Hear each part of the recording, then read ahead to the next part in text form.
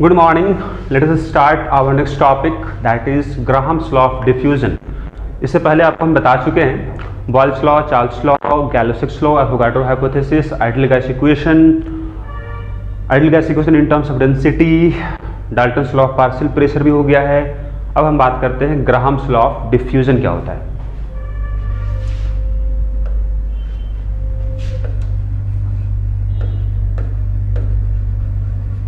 Graham's law of diffusion, देखो जी, सबसे पहले बात ये यहां होगा, डिफ्यूजन का मतलब क्या होगा। डिफ्यूजन का मतलब अगर हम बात करें गैस के टर्म्स में क्या होता है, तो सिंपल यहां बोलोगे transfer of gases from high pressure to low pressure such that partial pressure become equal in both container. जैसे मान लेते हैं दो यहां मेरे पास कंटेनर है, दोनों का वॉल्यूम मान लेते हैं सेम है। इसको सपोज इस तरह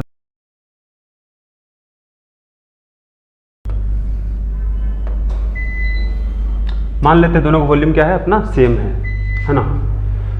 तो देखो जी, यहां हम क्या मान रहे हैं, फॉर एग्जांपल दोनों का वॉल्यूम अगर सेम मान लेते हैं, आपका V1 इसका वॉल्यूम V2 था। हाँ, सपोज स्टार्टिंग में यहाँ पर स्टॉप कॉक था, मतलब इस तरफ गैस अपने पास था, ऑक्सीजन मान लेते हैं यहाँ पर गैस था, ठीक है। मान लेते हैं शुरू में यहाँ पर जो प्रेशर रहा होगा, for example this is 5 atmosphere इसका प्रेशर था। एक और गैस यहाँ पर था, N2 गैस भी था, इसका प्रेशर मान लेते हैं जैसे 6 एटमॉस्फेयर था, करेक्ट। दो गैस था यहाँ पर ही, स्टॉप कॉक लगा हुआ है, दोनों का वॉल्यूम बराबर है। अभी एक तरफ गैस है, इस तरफ खाली है। अगर हम ये बोले कि दोनों कंटेनर सेम टेम्परेचर पर है, दोनों का टेम्परेचर सेम है, मान लेते हैं रूम टेम्परेचर मान लेते हैं जी 25 डिग्री सेल्सियस, 25 डिग्री सेल्सियस। अगर if V1 equal to V2 हुआ, अगर दोनों का वॉल्यूम बराबर है और बीच से इसको हम हटा दें, स्टॉप कॉक को हटा दें, तो क्या होगा उसको समझना है। अगर इसको हटा दिया जाए, if stop cock is removed, अगर इसको हम हटा दें तो क्या हो, गैस डिफ्यूज होगा from high pressure to low pressure. इधर पूरा वैक्यूम है, कुछ भी यहाँ पर नहीं था। जब इसको हम हटा देंगे तो गैस डिफ्यूज होना शुरू करेगा। अब आफ्टर सम टाइम क्या पाएंगे हम, एट इक्विलिब्रियम क्या पाएंगे हम, कि यहाँ चूंकि वॉल्यूम बराबर है, तो यहाँ जो पार्शियल प्रेशर होगा ऑक्सीजन का और नाइट्रोजन का, वही पार्शियल प्रेशर यहाँ भी मिलेगा। वॉल्यूम सेम है, टेम्परेचर सेम है, ठीक है ना। तो हम क्या पाएंगे कि पार्शियल प्रेशर जो ऑक्सीजन का हो जाएगा या फिर नाइट्रोजन का जो हो जाएगा, कितना होगा, देखो जी, पहले वॉल्यूम V1 पे था, अब इसको ओपन किए तो वॉल्यूम आपके क्या हो गया, डबल वॉल्यूम हो गया। तो प्रेशर क्या हो जाएगा, आधा हो जाएगा। पहले 5 एटमॉस्फेयर था, अब कितना हो जाएगा, 2.5 एटमॉस्फेयर हो जाएगा इस कंटेनर पर, और ये हो जाएगा 6 पहले था, ये 3 हो जाएगा। अगर डायग्राम आपको यहाँ बना के दिखाए हम, तो आप ये बोल सकते हो, देखो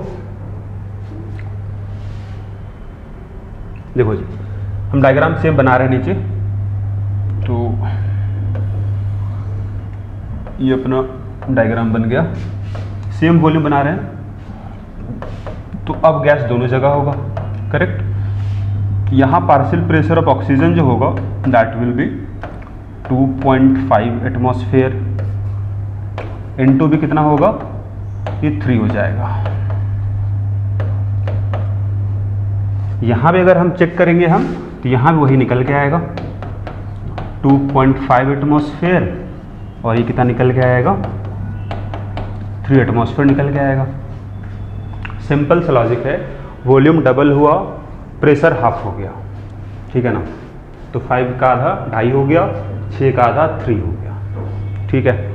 हमको बस यहाँ ये समझ रहे हैं हम लोग हैं, डिफ्यूजन का मतलब क्या हुआ, transfer of gases from high pressure to low pressure, okay, such that partial pressure become equal, है ना। अब व्हाट इज ग्राहम्स लॉ, ये क्या है उसको हमको समझना है। तो यहाँ ये देखा गया अकॉर्डिंग टू ग्राहम्स लॉ, अगर हम बात करें according to Graham's law of diffusion, rate of diffusion of gases is inversely proportional to square root of molar mass of gas, molar mass of the gas. हाँ जी, at constant temperature and pressure, at constant temperature and pressure, ये पाया गया। अगर constant temperature है, pressure है, तो क्या पाया गया? रेट ऑफ डिफ्यूजन का रिलेशन मोलर मास के साथ ये रिलेशन मिला आपका, है ना। तो यहां से हम ये बोल सकते हैं ना, सिंबल इसका R हो जाएगा, 1/√m हो जाएगा। m का मतलब मोलर मास, कब? कांस्टेंट टेम्परेचर प्रेशर पर। तो अगर हम इसी को थोड़ा सा और एलेबोरेट करें फॉर डिफरेंट गैसेस, अगर हम बात करें तो फॉर डिफरेंट गैसेस अगर हम रेशियो निकालना चाहे क्या आएगा देखिए। सपोज पहला गैस के लिए, गैस 1 के लिए R1 प्रोपोर्शनल टू क्या आएगा? 1/√m1 आएगा, पहला गैस का मोलर मास। गैस 2 के लिए R2 प्रोपोर्शनल टू 1/√m2 आएगा, नो प्रॉब्लम। दोनों गैस सेम टेम्परेचर पे होगा, सेम प्रेशर पे होगा। रेशियो अगर निकाल दे इसका हम, क्या आएगा? तो रेशियो अगर निकाले हम R1/R2 करें हम, सिंपल देखो जी, अगर इसको इक्वल टू रिप्लेस करें हम तो यहाँ कांस्टेंट आएगा, K आएगा, यहाँ पे कांस्टेंट K आएगा, क्योंकि दोनों सेम कंडीशन पर है, सेम प्रेशर पे है, सेम टेम्परेचर पर है, मतलब K का वैल्यू दोनों का सेम होगा। तो जब रेशियो लेंगे तो K कैंसिल हो जाएगा, क्या मिलेगा? √m2/m1 मिलेगा। यही अपना फार्मूला है ratio of rate of diffusion for 2 different gases. बहुत आसान है, देखो जिसका मास ज़्यादा होगा, जिसका मास ज़्यादा होगा उसका रेट ऑफ डिफ्यूजन कम आएगा। इसीलिए आपका मोलर मास क्या है? इनवर्सली प्रोपोर्शनल है ना R का। जिसका मास ज़्यादा होगा उसका रेट ऑफ डिफ्यूजन कम आएगा, जिसका मास कम होगा उसका रेट ऑफ डिफ्यूजन ज़्यादा आएगा। करेक्ट। चलो अब यहाँ पर रिलेशन कब हम अप्लाई करेंगे? तो ये लिखेंगे eight constant temperature and pressure. Solve करना है एक। So let us solve one problem. हाँ जी, क्वेश्चन क्या बोला जा रहा है? देखो, calculate ratio of rate of diffusion of helium to CH4 gas. तो बताओ R1/R2 इक्वल टू क्या बताया आपको हम? m2/m1। मान लेते हैं अपना पहला गैस, इसका मोलर मास क्या होगा? 4 होगा, इसका मोलर मास m2 16 होगा। तो बस पुट कर देना है जी, 16/4 √4 मतलब 2:1 अपना आंसर है।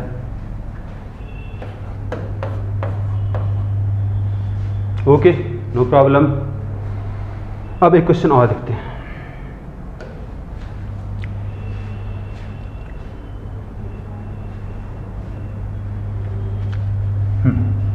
अब सपोज यहाँ अगर 3 गैस है, इसको भी निकाल लेते हैं, ये देखते हैं। देखो जी, R1, R2 और R3 क्या रहेगा? 1/√m1, 1/√m2, 1/√m3। तो आप बताओ 1/√m1 कितना है? 4 है हीलियम का, CH4 का 16 है मोलर मास, SO2 का 64 है मोलर मास। तो अगर सॉल्व करें तो 1/2, 1/4, 1/8 आएगा। अगर इसको हम मल्टीप्लाई कर दे 8 से सबको, क्या आएगा जी? अगर मल्टीप्लाई कर दीजिए 8 से तो ये अपना आ जाएगा, ये 4 आ जाएगा, ये 2 आ जाएगा, ये 1 आ जाएगा। ये अपना रेशियो हो गया R1, R2 और R3। ठीक है, तो आंसर इस फॉर्म में भी मिल सकता है आपको है, या फिर इस फॉर्म में मिल जाएगा, तो आप देख लेना। ओके, सो ये अपना क्वेश्चन सॉल्व हो गया है ना, 25 नंबर। एक क्वेश्चन यहाँ और हम बता रहे हैं, देखिए, इसको चाहो तब खुद से भी सॉल्व कर लेना।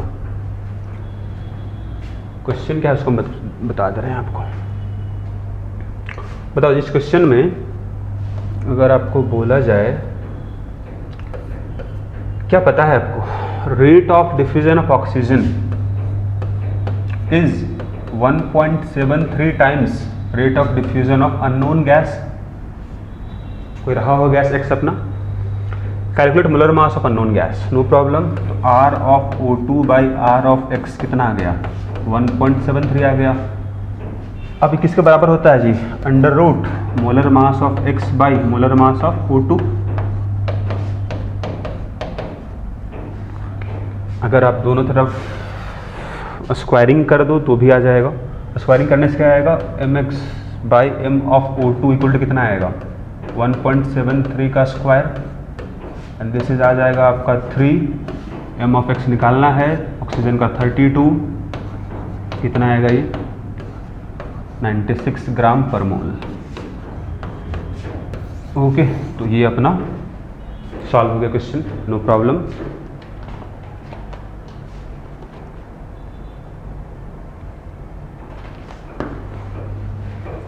अब यहाँ हम सीखेंगे कि how we can calculate rate of diffusion, what are the methods, है ना, उसको देखते हैं। तो अगर बात करें मेथड्स का, so you can write here methods to determine rate of diffusion,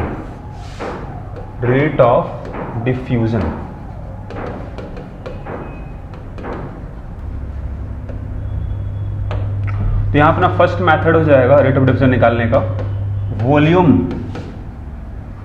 volume diffused by time taken, ठीक है, मतलब ये हुआ V बाई टी। तो अगर हम रेशियो निकाले तो क्या आएगा जी, दो गैस के लिए, तो V1 बाई T1 को डिवाइड करना है, किससे होगा, V2 बाई T2 से, है ना। तो आप ये देख लो, अभी हम पीछे बता चुके थे आपको, V1 R1 बाई R2 कितना आया था, under root M2 by M1 आया था, है ना। तो ये अपना एक फॉर्मूला निकल गया इन टर्म्स ऑफ वॉल्यूम, कितना डिफ्यूज हुआ पर यूनिट टाइम। तो वॉल्यूम डिफ्यूज पर unit time at constant temperature and pressure, ठीक है। तो हम रेशियो निकाल देंगे, तो उसको हम बोलेंगे रेट ऑफ डिफ्यूजन। ओके, अच्छा, एक और हम देखते हैं, दूसरा हम बात करते हैं। दूसरा अपना रेट ऑफ डिफ्यूजन आएगा इन टर्म्स ऑफ डिस्टेंस ट्रैवल्ड पर यूनिट टाइम, मतलब टाइम टेकन, ठीक है। कितना डिस्टेंस कवर किया गैस, उससे भी हम निकाल सकते हैं eight constant temperature and pressure, है ना। तो R इक्वल टू कितना आएगा, D बाई टी आया। अगर हम रेशियो निकाले दो गैस के लिए, कितना आएगा, D1 by T1, D2 by T2 under root M2 by M1 आएगा, नो प्रॉब्लम। अगर हम एक और यहाँ फार्मूला देख लें, थर्ड वन क्या आएगा, कितना मोल डिफ्यूज हुआ पर यूनिट टाइम, तो नंबर ऑफ मोल्स डिफ्यूज्ड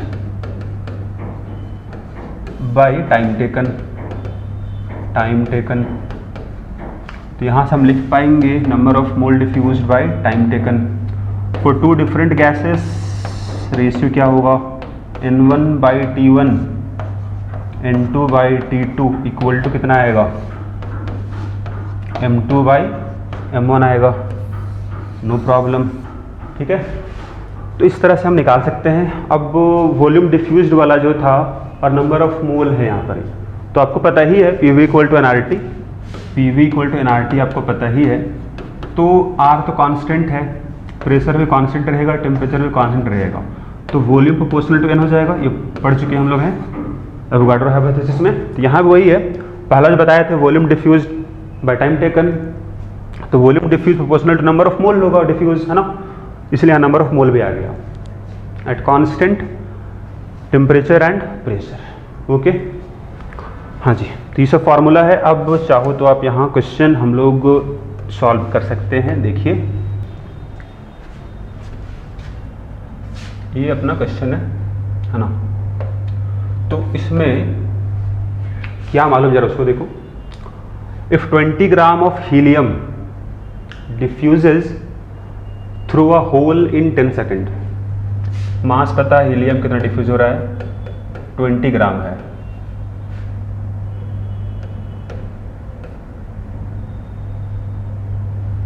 ये अपना ये 20 ग्राम डिफ्यूज हो रहा है ना, टाइम पता है जी कितना, 10 सेकंड लिया जा रहा है। Calculate mass of SO2 gas diffuse through the same hole in 15 second.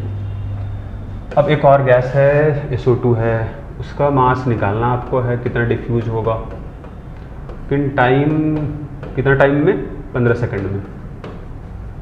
अब बताओ, अभी हम बताए हैं आपको कि हम निकाल सकते हैं रेट ऑफ डिफ्यूजन को इन terms of volume diffused, number of mole diffused और डिस्टेंस ट्रेवल्ड बाय गैस। लेकिन यहाँ पर ही तो अपना मास दिया गया है, वॉल्यूम दिया गया नहीं है। तो मास अगर पता है तो हम इसको मोल में कन्वर्ट कर सकते हैं। कितना मोल होगा बता सकते हैं आप, हीलियम का 20/4 मतलब 5 मोल हो जाएगा, है ना। N2 कितना होगा, तो इसको तो हमको निकालना होगा जी, मास पता ही नहीं है।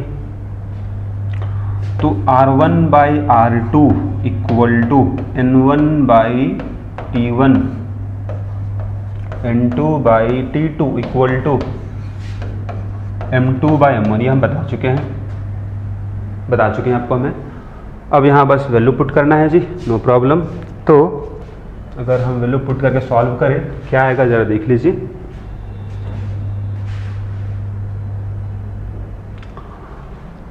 ओके, तो N1 पता है आपको 5/T1 पता है 10, डिवाइड बाय कितना था अपना N2 कितना है निकालना आपको, N2 है, N2 निकालना है, T2 15 है इक्वल टू √M2, इसका मोलर मास 64 होता है और हीलियम का 4 होता है।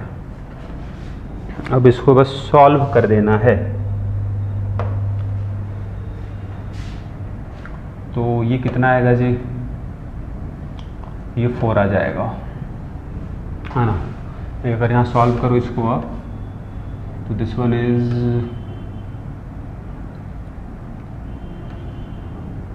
√16 इज 4 आ जाएगा, ठीक है। और इधर कितना है, तो दिस इज 15/2 इंटू N2 आ जाएगा। N2 कितना होगा, 15/8 हो जाएगा। मोल निकल गया तो मास भी निकल जाएगा जी, number of mole into molar mass. तो 15/8 था इंटू मोलर मास 64 है SO2 का। तो ये अगर हम इसको थोड़ा सॉल्व कर दे और कितना आएगा ये, और ये पार्ट कितना आएगा, 120 ग्राम आ जाएगा आंसर, करेक्ट, नो प्रॉब्लम। हाँ जी, तो इसी तरह से प्रॉब्लम और हम बता रहे हैं, उसको आप सॉल्व कर सकते हो खुद से। आइए देखें।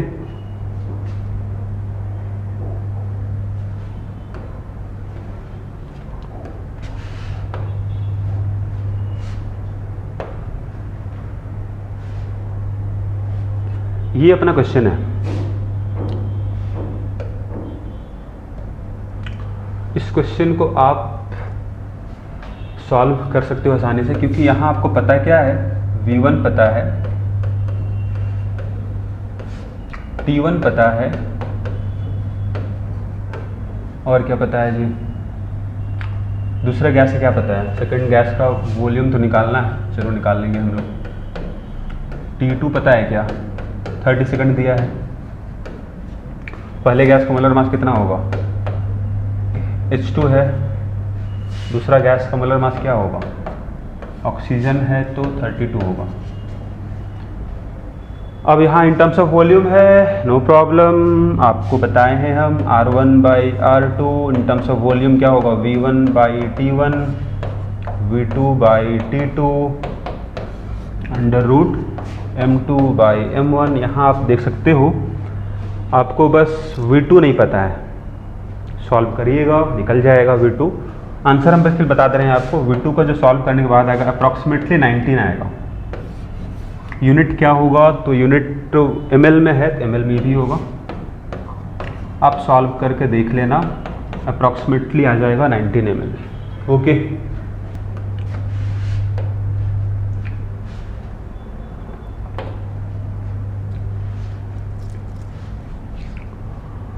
अब इस क्वेश्चन को भी आप आसानी से सॉल्व कर सकते हो जी।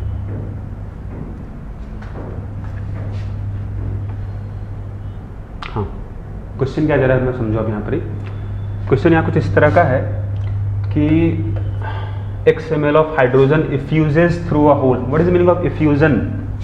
इफ्यूजेस का मतलब होगा डिफ्यूजन जैसा ही है, बस इसका मतलब है transfer of gas through a small area, छोटे से एरिया से गैस का निकलना, उसको बोलते हैं इफ्यूजन या फिर इफ्यूजेस, यहाँ लिखा गया है ना। तो क्या है? x ml of hydrogen effuses through a hole in a container in 5 second. Time taken for the effusion of same volume of gas specified below under identical condition is. Okay, आपको टाइम निकालना है जी। Question समझ लो आप। Volume of hydrogen को हम V1 लिख रहे हैं, x ml डिफ्यूज हो रहा है, इफ्यूज हो रहा है ना। टाइम कितना लग रहा है? 5 सेकंड लग रहा है। ये बात किसके लिए हुआ? फॉर हाइड्रोजन के लिए बात हो गया। हाँ, तो इसका मोलर मास पता होगा आपको, 2 हो जाएगा। अब बोल रहा है कि एक अपने पास पहला ऑप्शन क्या बोला है देखो, इसका V2 भी x ही होगा। Time taken for the effusion of same volume, एक ही सेम वॉल्यूम, मतलब जो x ml था वही यहाँ भी लेना है, same volume of the gas specified, है ना। यहाँ जो बोला गया x ml उसी के बारे में बात हो रहा है। तो वॉल्यूम तो वही होगा। T2 कितना होगा जी? T2 हो जाएगा अपना 10 सेकंड, तो निकाल लेंगे हम यहाँ पर। आइए देखते हैं, चेक कर लेंगे। दूसरा गैस कौन सा है जी? उसका मोलर मास निकाल लेंगे हम लोग। दूसरा गैस अपना कौन सा है? हीलियम, यहाँ लिया गया देख लो, पहला ऑप्शन में 4 होगा। तो इसके लिए पहले आप चेक करो T2 कितना आ रहा है। अगर T2 आ गया 10 तो पहला ऑप्शन सही हो जाएगा। अगर नहीं आएगा, सेकंड चेक करोगे आप, सेकंड नहीं आया, थर्ड चेक करना, फोर्थ चेक करना, किसी में से एक में आ जाएगा आपका टाइम। ठीक है, एक हम चेक करके दिखा रहे हैं, देखो बताओ R1/R2 कितना लिखोगे आप? V1/T1 V2/T2 इक्वल टू कितना आएगा? अंडर रूट M2/M1 आ जाएगा। तो आप यहाँ तक लिखो, फिर उसके बाद चूंकि यहाँ पर M2 4 है, M1 2 है, तो यहाँ पुट करेगा 4/2 √2 आ जाएगा। अगर √2 आ गया है तो आप सॉल्व करने के बाद 10 सेकंड तो नहीं आएगा। √2 का वैल्यू 1.414 होता है। अब चाहो तो सॉल्व करके देख लो। V1 कितना आएगा जी? x आएगा। T1 तो पता है 5 है, ये भी x है। T2 कितना है तो निकालना हमको है T2। ये आ गया 4/2, मतलब √2 आ गया। तो यहाँ से आपका T2 जो आएगा, x तो कैंसिल हो गया, √2 इंटू कितना आ गया? 5 आ गया। तो ये अपना 10 सेकंड तो नहीं आया जी, तो पहला ऑप्शन नहीं होगा। सेकंड चेक करोगे इसी तरह से आप, तो सेकंड ऑप्शन का चेक करना होगा आपको। तो क्या करोगे देखो, सेकंड ऑप्शन चेक करना होगा। तो वहाँ V2, यहाँ भी x ही लेना है आपको, T2 निकाल लीजिएगा। सेकंड गैस का मोलर मास कितना हो जाएगा? सेकंड गैस क्या लिया आप देखो, ऑक्सीजन है, तो ऑक्सीजन का मोलर मास कितना लीजिएगा? ऑक्सीजन का मोलर मास कितना लीजिएगा, 32 लीजिएगा। इसको भी वही काम यहाँ कर लेना है, जो काम यहाँ की वही काम यहाँ करो, T2 निकाल लो, चेक करो कितना है T2। T2 अगर आ गया कितना, जो दिया गया ऑप्शन में 20 आएगा तो आंसर हो जाएगा, नहीं आएगा चेक करना, थर्ड चेक करना।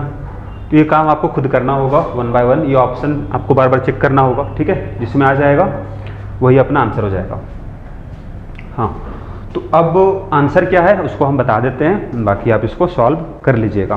तो आंसर, तो इसका जब आप सॉल्व कीजिएगा तो सेकंड वाला आंसर आ जाएगा आपका, आप चेक कर लीजिएगा, 20 सेकंड आ जाएगा, कोई दिक्कत नहीं है। एक बार हम यहाँ दिखा भी दे रहे हैं आपको।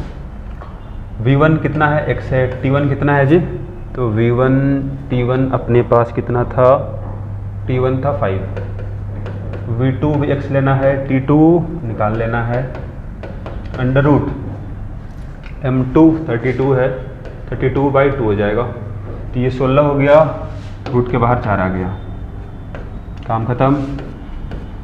T2/5 आ गया, तो T2 कितना आ गया, 20 सेकंड आ गया ना, ये दिया गया, देख लो आप 20 सेकंड दिया गया था। ओके, चलो एक क्वेश्चन और लेते हैं।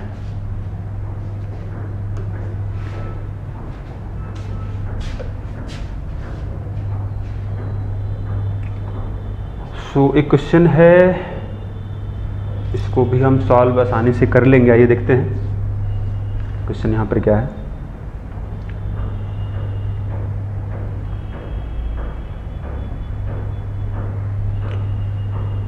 क्वेश्चन अपने पास ये है जी, ठीक है। अब इस क्वेश्चन में क्या मालूम है उसको जरा आप देखो आसानी से, कोई दिक्कत नहीं है।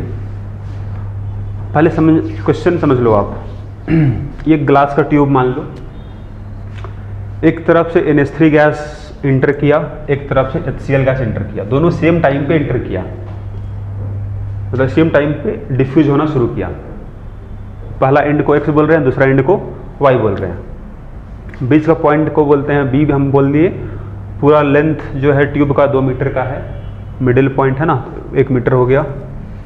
अब जहाँ कहीं दोनों मिलेगा फर्स्ट टाइम, दोनों आपस में रिएक्शन करेगा, एसिड है और ये अपना लेविस बेस है, तो दोनों रिएक्शन करेगा। यहाँ देख लो NH3 + Cl क्या बनाएगा, NH4Cl बनाएगा, जो कि वाइट फ्यूम्स होता है। तो जहाँ कहीं भी दोनों मिलेगा फर्स्ट टाइम, वहाँ वाइट फ्यूम्स बनेगा। तो यही बताना आपको है कि कहाँ पर फर्स्ट टाइम वाइट फ्यूम्स देखने को मिलेगा, पॉइंट A पर, पॉइंट B पर, पॉइंट C पर। Eight which point white fumes will appear first, कहाँ मिलेगा आपको पहले वो पता करना है। तो ये हम बता सकते हैं, आपको हम बताए हैं कि R = अगर हम बात करें क्या था, K/√m था, या फिर R = 1/√m बोले थे। तो जिसका मास कम होगा उसका रेट ऑफ डिफ्यूजन ज़्यादा होगा। तो किसका मास कम है जी, इसका मोलर मास कितना है बताइए आप। इसका मोलर मास है, इसका मोलर मास है, तो किसका मोलर मास कम है, इसका है, मतलब इसका ज़्यादा होगा रेट ऑफ डिफ्यूजन। तो ज़्यादा होगा मतलब मिड पॉइंट में पहले कौन पहुंच जाएगा, ये पहुंच जाएगा। तो ये कहीं इधर ही रहेगा तब तक ये पहुंच चुका होगा, क्योंकि इसका ज़्यादा रेट ऑफ डिफ्यूजन है, मतलब वो कहीं मिड पॉइंट के, मतलब ये हुआ कि ये NH3 और HCl कहाँ मिलेगा, मिड पॉइंट के बाद मिलेगा, मतलब C पॉइंट पे क्या होगा, दोनों मिलेगा फर्स्ट टाइम, तो वहाँ रिएक्शन होगा और वहाँ वाइट फ्यूम्स देखने को मिलेगा। चलिए काम ही खत्म हो गया। अब बताना है उसका डिस्टेंस क्या होगा फ्रॉम एंड X, इस एंड से क्या डिस्टेंस होगा C का, वो निकालना है। तो अगर आपको निकालना है तो हम लोग निकाल सकते हैं, आइए देखते हैं। अगर हम मान लें इसको, अगर हम मान लें C को यहाँ पर, ये अगर आपका डिस्टेंस अगर सपोज M होता, ये कितना होगा जी, 2 - m हो जाएगा डिस्टेंस। तो आपको हम बताए हैं R1/R2 = in terms of distance क्या बताए थे, D1/T1 D2/T2 √M2/M1 बताए हैं। अब यहाँ बस वैल्यू पुट करना है जी।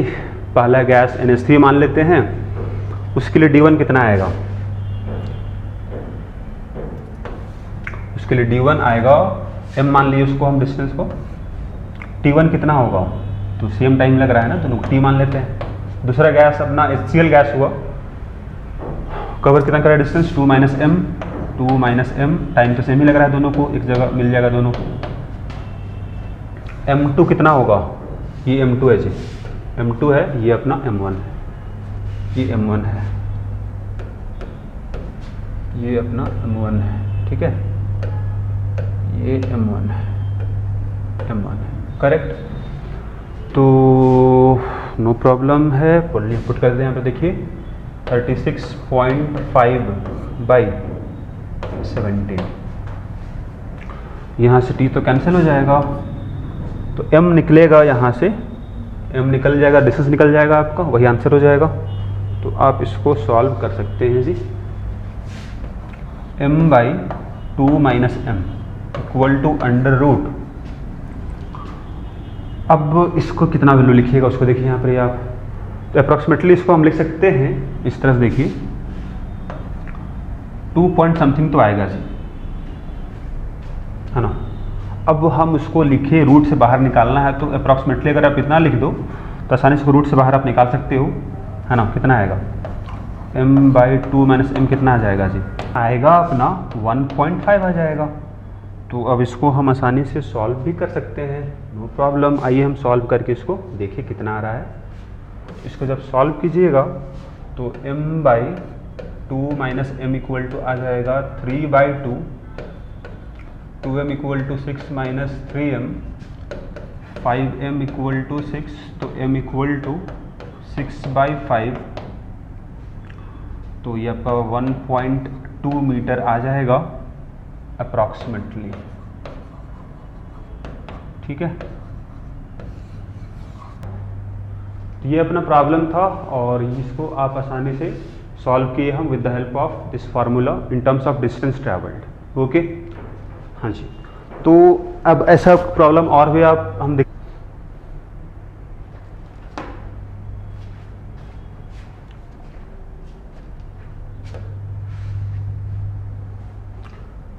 सपोज उसी तरह के क्वेश्चन ये भी है, आप चाहो तो इसको ट्राई कर सकते हो खुद से। हाँ, आप इसको खुद से भी कोशिश करो, बन जाए क्वेश्चन। यहाँ पर बस ये पूछा जा रहा है आपको कि इधर से पास हो रहा है H2, इधर से पास हो रहा है O2 सेम टाइम पर। अब किस जगह पे, मतलब कहाँ पर ये लोग फर्स्ट टाइम क्या बनाएगा, लिक्विड बनाएगा, मतलब H2O2 मिलेगा क्या बनेगा, H2O बनेगा। तो H2O पूछ रहा है कि कहाँ बनेगा फर्स्ट टाइम, मतलब ऐसा यहाँ पर कंडीशन है कि H2O2 रिएक्शन करेगा आपस में और क्या बना लेगा, H2O बना लेगा। तो कहाँ पर फर्स्ट टाइम जहाँ मिलेगा वहीं बनाएगा, कहाँ मिलेगा वो निकालना है आपको है, और बताना उसका डिस्टेंस कितना होगा फ्रॉम इंड x, यहाँ से कितना डिस्टेंस होगा आप निकाल लेना, कोई दिक्कत। मान लेंगे हम कहीं पर बन रहा हो, कहीं बीच में मिला हो, कहाँ मिला होगा, H2 है O2 है, इसका रेट ऑफ डिफरेंस ज़्यादा होगा, मतलब कहीं इधर मिला होगा, मान लेते हैं पॉइंट मान लेते हैं, तो इसका डिस्टेंस कितना होगा यहाँ से यहाँ तक मान लेते हैं, ये आपका m हो गया, ये कितना हो जाएगा, दिस इज 5 माइनस m हो जाएगा डिस्टेंस। फिर वही काम कर लेंगे यहाँ पर हम लोग, R1 by R2, D1 by T1, D2 by T2, under root M2 by M1। D1 कितना है जी, m है, टाइम तो सेम ही लगेगा, 2 दिस इज 5 माइनस m है, 5 माइनस m होगा, ये अपना t होगा, अंडर रूट M2 कितना होगा, तो ऑक्सीजन का 32, इसका हो गया 2, 16 रूट आएगा, है ना, अंडर रूट 16 मतलब 4 आ गया। अब इसको सॉल्व करेंगे तो यहाँ से क्या निकल जाएगा, अपना m का वैल्यू निकल जाएगा, और m निकल गया तो वही अपना आंसर हो गया जी, m बाई 5 माइनस m हो जाएगा, ये 4:1 है, तो this is m equal to 20 minus 4m हो जाएगा, 5m equal to 20, m equal to 4 metre.